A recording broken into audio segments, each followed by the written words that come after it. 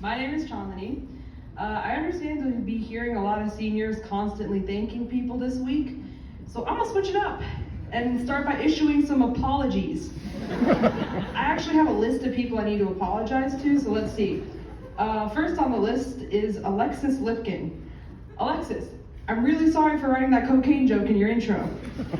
I should have known the lines of white powder reference wasn't the move for your freshman year speech at Nava States. That was bad. Next on the list, Sunetra. I'm not saying her last name because her last name is worse than my middle name. Okay, Sunetra, I'm really sorry for writing that cocaine joke in your intro. Okay, come on, the snorting baby powder thing was really funny though. Okay, moving on, Armand. Armand, I'm really sorry for writing that cocaine joke in your intro. This wasn't even my fault. He had the word powder in his intro and he asked me to edit it. What did he think was gonna happen? All right, Samaya, sorry about the Illuminati joke. Melinda, sorry about the Netflix and chill joke. And a giant apology to every white judge I've ever had, because imagine having to announce the name Chandini Sripadmavati Taleti. That will literally be hell. Speaking of hell, I wanted to tell you a story about Lincoln Douglas debate. Sorry. Before I joined the debate team in 8th grade, I was originally planning on doing LD. You can laugh now, don't worry. I can't remember if it was watching other speeches or my cousin Nikki Loki forcing me to do speech, but when I did join the team, for some reason I chose to do oratory. And I'm gonna be honest, oratory wasn't a fit for me. My social anxiety was really bad when I was in 8th grade, so talking in front of people was my worst nightmare. My first tournament was a CFL and I memorized a 9-minute and 20-second speech, but my first round, I talked for 3 minutes before I ran out of the room crying. I remember sobbing in the bathroom just being like, why did I sign up for this? It's safe to say that oratory was out of my comfort zone. I probably would have had a much easier time doing a debate event like I originally planned, but if I hadn't fallen in love with the people on the team, I would have quit after the first week. However, I'm really glad I didn't, because slowly my 3-minute speeches started reaching 5 minutes and then eventually a full 10 minutes. Talking to people in general started becoming so much easier.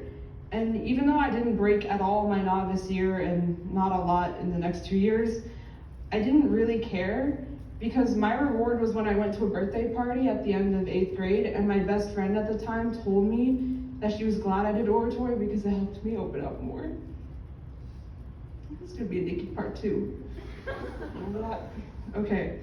So yeah, I wasn't built for speech and I had to work harder than other people in my event because I was fighting anxiety. I wasn't amazing, but I loved it so much.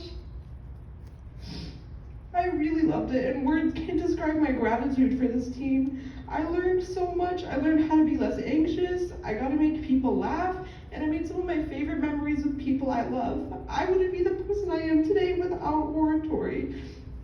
And this growth is all because I stepped out of my comfort zone. All of the seniors, no matter how far, or unfortunately in my case, how close we're moving, we're all gonna be out of our comfort zones. I just wanted to remind you today that being uncomfortable isn't a bad thing. We're gonna learn so much, and all of you are so immensely talented and intelligent that I know you'll make the world a better place.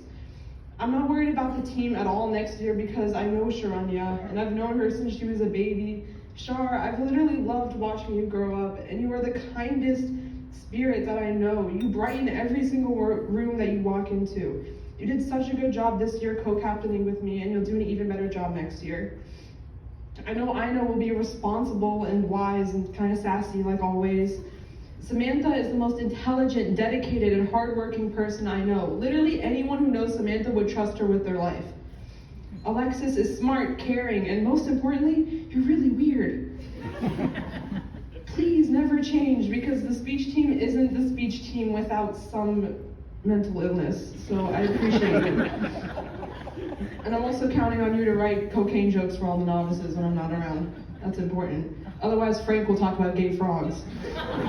We can't have that happening. Speaking of novices, I don't think any of them are here, but Shen, Armand, and Diggy, you're gonna kill it in HI. I believe in you. And I know my little cluster, they're not there anymore, but I know they have a bright future ahead of them. They're all amazing speakers and they're gonna be amazing people. Shout out Melinda for being Melinda.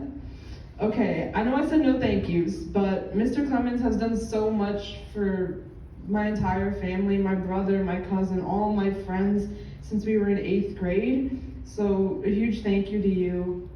Thank you to Mr. Johnston for bringing so much unity to the speech team and also just supporting me in so many ways this year. Before I go, I forgot some apologies on my list. So some final sorries. I'm sorry to my dad and my mom for making you guys spend so much money on me so I could do debate. Sorry if the speech was a little long, and I'm sorry to all of you because all of you still have to deal with my menace of a brother for another few years. Thank you.